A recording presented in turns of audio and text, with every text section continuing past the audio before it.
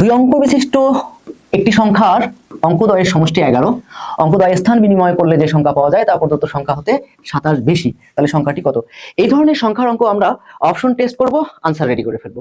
আমরা কিভাবে করতে পারি? এখানে বলেই দিয়েছে প্রথম শর্ত অঙ্কদ্বয়ের সমষ্টি কিনা 11, তাহলে যোগ করে দেখি আমাদের সবগুলো যোগফল কি 11 হয়। তাহলে ক 8 3 11, 7 4 11, 5 6 11, 6 5 11, মানে ফার্স্ট কন্ডিশন কিন্তু অ্যাপ্লাই হয়েছে, এটি কিন্তু সবগুলোই হতে পারে। তাহলে আমাদের সেকেন্ড কন্ডিশনে যাই, অঙ্কদ্বয় স্থান বিনিময় করলে যে সংখ্যা পাওয়া যায়, তাহলে ক থেকে টেস্ট করা স্টার্ট করি।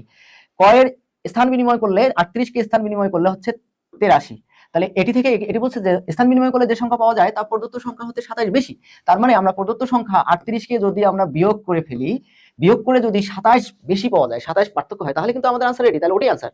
তাহলে আমরা বিয়োগ করে ফেলি, 8 আছে 13 করতে 5 হাতে বাকি 1, 4 আছে 8 করতে 4 45, যা কিনা 27 নয়, তাহলে ক হচ্ছে না। তাহলে আমরা পরেরটিতে যাই। খ নাম্বার বলছে 47, 47 কে স্থান বিনিময় করলে কি হবে? 47 কে স্থান বিনিময় করলে 74 হবে। 74 থেকে তাহলে আমরা যদি 47 বিয়োগ করে ফেলি, তাহলে কত হচ্ছে? 7 আছে 14 করতে 7 হাতে বাকি 1, 5 আছে 7 করতে 2, 27, 27 কিন্তু হয়ে গেল। তার মানে প্রদত্ত সংখ্যা হতে 27 বেশি, তাহলে খ ইজ দা রাইট আনসার। অনেক ইন্টারেস্টিং। তাহলে আমরা এই ধরনের অঙ্ক যখন আসবে তখন আমরা প্রশ্ন করব, অপশন টেস্ট করব, answer ready. X Y Z, Z লিখতে পারলে ধারাবাহিক অনুপাত, আনসার রেডি। এই দেখুন, এ অনুপাত বি ইকুয়াল টু 3:4, অনুপাতকে ভগ্নাংশ আকারে লেখা যায়, তাহলে 3/4।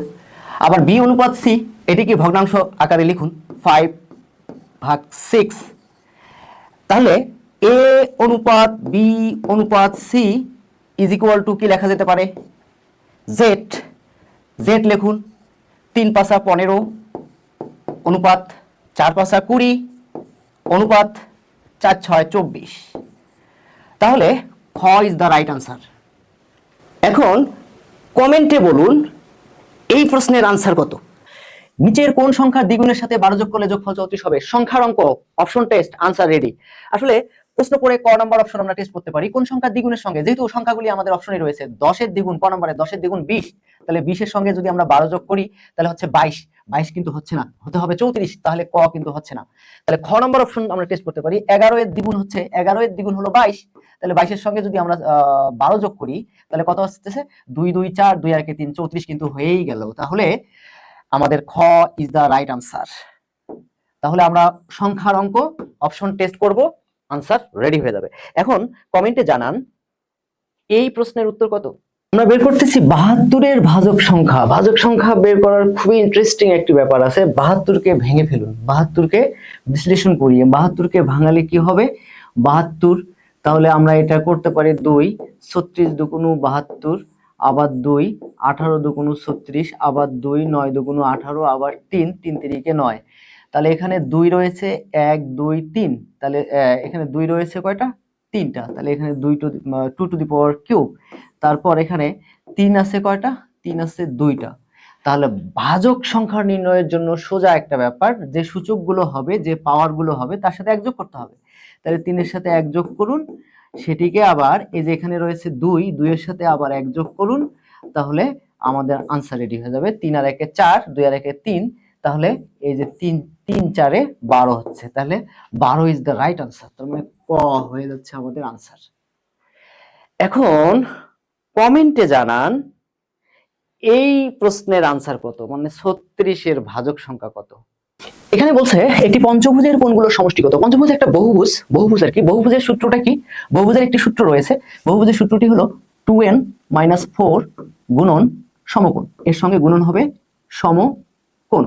তো পঞ্চভুজের ব্যাপারটা কেমন, যে পঞ্চভুজ একটা যেহেতু বহুভুজ, আমরা বললাম যে এখানে যে কোণগুলো রয়েছে, কোণগুলো, এই যে কোণগুলো, এই কোণগুলোর সমষ্টি চেয়েছে আমাদের, যে পঞ্চভুজের কোণগুলোর সমষ্টি কত।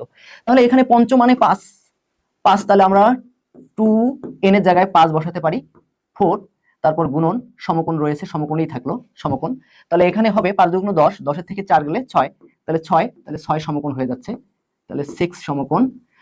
আসলে তাহলে আনসার হয়ে যাচ্ছে খ, খ ইজ দ্য রাইট আনসার। তাহলে এখানে 6 সমকোণ হলো আমাদের আনসার। এখন আপনারা কমেন্টে জানান এই প্রশ্নের আনসার কত? এই প্যাটার্নটি, এটি একটি বিশেষ প্যাটার্ন, নাম কিনা ফিবোনাক্সি প্যাটার্ন। এই প্যাটার্নের বৈশিষ্ট্য কি? পরপর দুটি পদের যোগফল যদি পরের পরটি হয়, তার মানে 1 যোগ 2 করে পরেরটি হবে। আবার তাহলে 2 এবং 3 যোগ করে 5 হবে, 5 আর 3 যোগ করে 8 হবে, 8 5 13, 13 আর 8 21 হয়ে গেল। 13 21 34, তাহলে 34 আর 21 যোগ করলে যেটা হবে 4 1 5 3 2 5 55, তাহলে ক is the right answer. Fibonacci প্যাটার্নের বৈশিষ্ট্য হলো পরপর দুটি পদের যোগফল যদি পরের পদটি হয়, এটি কিন্তু ফিবোনাকি প্যাটার্ন। এখন আপনারা কমেন্টে বলুন এই প্যাটার্নটির পরবর্তী পদ কি হবে। কোন অনুপাতের অঙ্কের লসাগু নির্ণয় করতে কি করতে হবে? অনুপাত রাশিদ্বয়ের সঙ্গে গসাগু গুণ করতে হবে, মানে অনুপাত রাশিদ্বয়ের গুণফলের সাথে গসাগু গুণ করতে হবে। মানে হলো দেখুন এখানে 5 6 আর 4 রয়েছে, এই যে 4 5 6 গুণ করে দেন, আনসার শেষ। তার মানে 5 6 30, 4 30 কত 120, উত্তর কিন্তু 120, এই যে ক হয়ে গেল। তাহলে সূত্রটি কি তৈরি হয়ে গেল? অনুপাত রাশিদ্বয়ের গুণফলের সঙ্গে গসাগুর গুণ, কি পাবো? লসাগু। দুটি সংখ্যার অনুপাত 3:4, তাদের গসাগু 5, সংখ্যা দুটির লসাগু কত? লসাগু নির্ণয় করতে আমরা বলছিলাম যে সবগুলো ফিগার গুণ করে ফেলবো, মানে 3 এর সঙ্গে 4 গুণ, 4 এর সঙ্গে 5 গুণ, 3 4 12, 5 12 60, আনসার কিন্তু হয়ে গেল 60। দেখুন অঙ্কটি হলো কি, দুটি সংখ্যার অনুপাত 3:4 এবং তাদের লসাগু যদি 180 হয় তাহলে সংখ্যা দুটি কত? এই সংখ্যা দুটি বের করতে অনুপাতের অঙ্ক, লসাগু দেয়া আছে, অনুপাত দেয়া আছে, সংখ্যা বের করতে কোনো কথা নাই। এই 180-কে এই প্রথম অনুপাতের পূর্ব রাশি দিয়ে ভাগ করলে একটা পাবেন, আবার 180-কে 4 দিয়ে ভাগ করলে আরেকটা পাবেন। সোজা কথা, একদম খুবই সিম্পল। মানে বিষয়টা হলো তাহলে কি, এই যে লসাগুকে ভাগ করবেন আপনি কি দিয়ে? এই 3 দিয়ে ভাগ করবেন, একটা পেয়ে যাবেন। 180 ভাগ 3, তাহলে হচ্ছে কত? 3 60 180, একটা হয়ে গেল। আর একটি কত? 180-কে ভাগ করব 4 দিয়ে, তাহলে 180-কে ভাগ করব 4 দিয়ে, তাহলে 4 45 180, 60 আর 45 কোথায় রয়েছে দেখুন, এই যে আমাদের এখানে আছে, তাহলে এটি হলো আমাদের আনসার। ঠিক না? 4 আর 2, তাহলে 4 2 এখানে আছে, তাহলে অনুপাত দ্বয়ের যোগফল দিয়ে কাকে ভাগ করতে হবে? শতকরা, মানে 100। তার মানে কি করব আমরা? 100-কে ভাগ করব হলো এই যে অনুপাত দ্বয়ের যোগফল কত? 10। তারপর বলেছিলাম আমরা যে এটির কাঙ্ক্ষিত রাশি দ্বারা গুণ। কাঙ্ক্ষিত রাশি দ্যাট মিন্স কি চেয়েছে এখানে? কি পরিমাণ চাল রয়েছে? চাল।